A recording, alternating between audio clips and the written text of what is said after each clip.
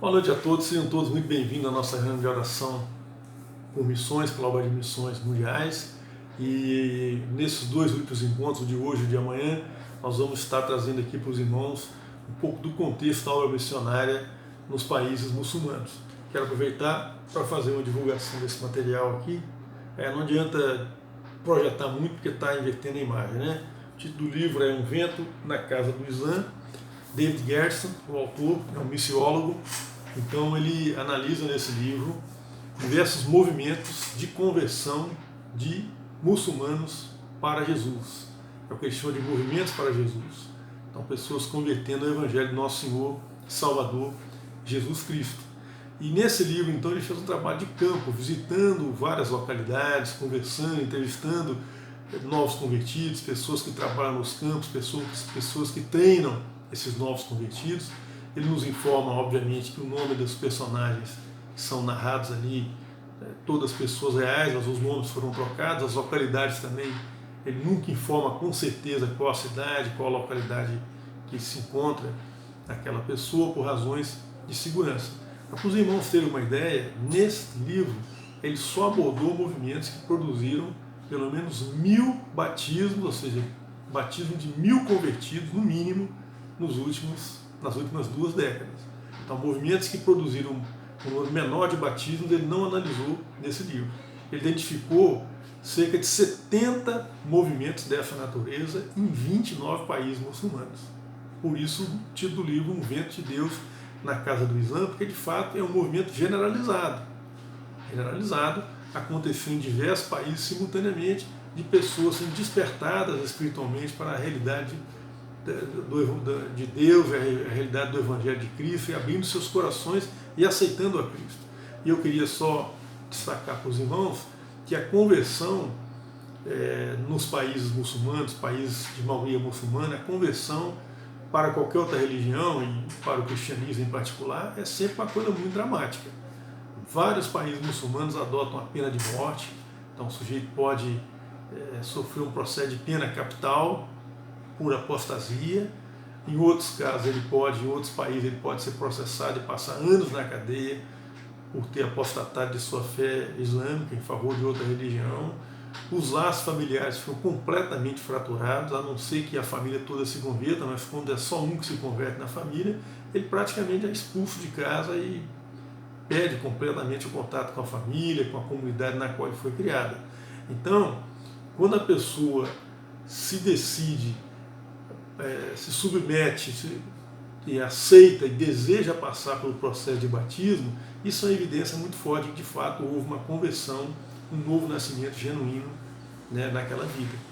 Então, por isso que ele considerou movimentos dessa natureza para certificar que a coisa tinha de fato um lastro de veracidade, de autenticidade na conversão. Conversões que não foram forçadas, foram espontâneas. Eu não vou entrar no contexto muito de como que essas pessoas chegaram a Cristo, porque são contextos muito diversos. Eu queria trazer alguns dados a respeito dos países muçulmanos, para que os irmãos tenham uma ideia da importância disso. Bom, estima-se hoje que existam cerca de 1 bilhão e 600 milhões de muçulmanos no mundo. Trata-se de uma religião global. Os muçulmanos estão espalhados por praticamente todos os países do mundo. A América Latina é uma exceção, é uma região do mundo em que não tem uma presença significante, numericamente expressiva, de muçulmanos. O crescimento dos muçulmanos aqui no Brasil, nos países sul-americanos, ele geralmente é abaixo das taxas de crescimento da própria população. O censo de 2010 do IBGE apontou a presença de 35 mil muçulmanos residentes no Brasil. Eles estão concentrados mais em São Paulo e na região da Tríplice Fronteira, lá no Foz do Iguaçu. Então, uma presença que não é, assim, estatisticamente muito representativa. Mas em todos os países mais importantes do mundo, com exceção do Japão, mas todos os países com economia mais dinâmica e mais desenvolvidos, existe presença muito forte de muçulmanos. Estados Unidos, países europeus, todos têm contingentes muito grandes de muçulmanos residentes. E o islamismo, meus queridos, ele sempre teve, ao longo da história, uma relação muito conflituosa, uma relação de muita rivalidade com o cristianismo. Então, nesse livro, Um Vento na Casa do Islã, o autor ele comenta que desde o século VII, quando o islamismo surgiu na Península Arábica, até o final do século XIX, o número de convertidos do islamismo para o cristianismo era muito pouco. E mesmo assim, muitas vezes conversões duvidosas, às vezes movidas por outros interesses, ou conversões forçadas. Não havia assim, elementos muito evidentes de uma conversão genuína. O primeiro movimento importante que aconteceu de conversão de muçulmanos para o cristianismo foi na Indonésia, na ilha de Java, no final do século XIX. Um cidadão chamado Sadraque Supranata, ele é um camponês, pessoa de origem muito humilde, nascido em Java. Ele já havia cerca de 300 anos de presença da igreja calvinista holandesa ali, que havia construído escolas, orfanatos e a obra missionária ali atuante, mas muito pouco resultado do mérito de conversão. E esse rapaz, o Sadraque Supranata, que depois veio a ser conhecido como apóstolo de Java, ele se converteu, teve a sua formação cristã dentro da igreja calvinista holandesa, ele foi batizado nessa igreja, foi discipulado nessa igreja, mas quando ele se lançou como pregador, resolveu lançar-se como pregador do Evangelho, ele teve que fundar um novo movimento. Ele teve que sair da igreja calvinista holandesa, inclusive teve muitos problemas com essa igreja, porque ele, sem ter nenhuma formação de seminário, nem de missiologia, nem de missões transculturais, ele fez um trabalho maravilhoso, porque ele fez uma pregação do Evangelho respeitando os elementos da cultura local. Cultura essa que ele conhecia tão bem porque ele foi criado nessa cultura. Então isso dá uma ideia de quando o Espírito Santo quer usar alguém que se coloca nas mãos dele, os milagres acontecem. Então o que esse homem fez ali é um autêntico milagre, porque ele criou um movimento que serviu de paradigma para todas as missões que vieram depois entre os muçulmanos. Porque ele traduziu a mensagem do Evangelho, levou a mensagem do Evangelho numa roupagem, numa linguagem, numa forma que tornou-se muito mais acessível para os javaneses, que sempre consideravam a pregação da igreja holandesa muito austera, uma linguagem muito difícil de compreender, com certos conceitos que eles tinham muita dificuldade de assimilar. A própria indumentária dos clérigos holandeses era uma indumentária que não era muito atrativa para os povos nativos, e sem contar o fato de que era um branco europeu trazendo o Evangelho, então sempre tinha aquele ranço cultural.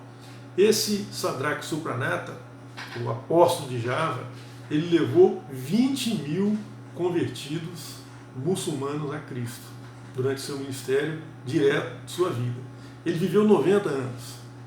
Viveu 90 anos numa terra, numa época em que a expectativa de vida das pessoas era em torno de 40, 45 anos. A longevidade desse homem, o seu vigor físico, que ele exerceu o seu ministério até o fim da sua vida, a vida de 90 anos, também foi vista pelos javaneses como um sinal da bênção de Deus sobre a vida dele. Seria um Moisés, que a própria Bíblia diz que chegou ao final da vida com pleno vigor. Então esse é o apóstolo de Java.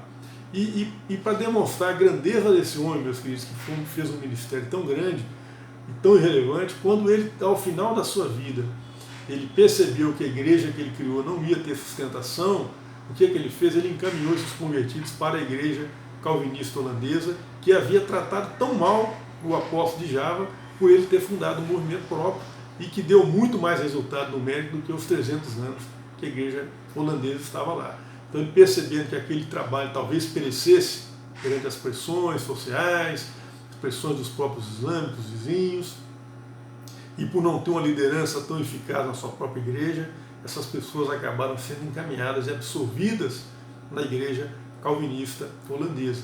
E o ministério dele, meus queridos, foi muito importante, porque ele foi um homem que mudou esse conceito de abordagem para com os muçulmanos. Uma pessoa que não teve uma formação seminário formal, realizou um trabalho tão maravilhoso. Estou concluindo já esse vídeo aqui, nesse momento, e quero dizer para os irmãos que acompanhem o vídeo de amanhã, porque amanhã nós vamos fazer o fechamento dessas reflexões sobre a obra missionária, e eu quero trazer para vocês o retrato de um país muçulmano onde a igreja está crescendo a taxas mais altas. A igreja está crescendo, a igreja de Cristo, o movimento evangélico protestante está crescendo a taxas muito altas.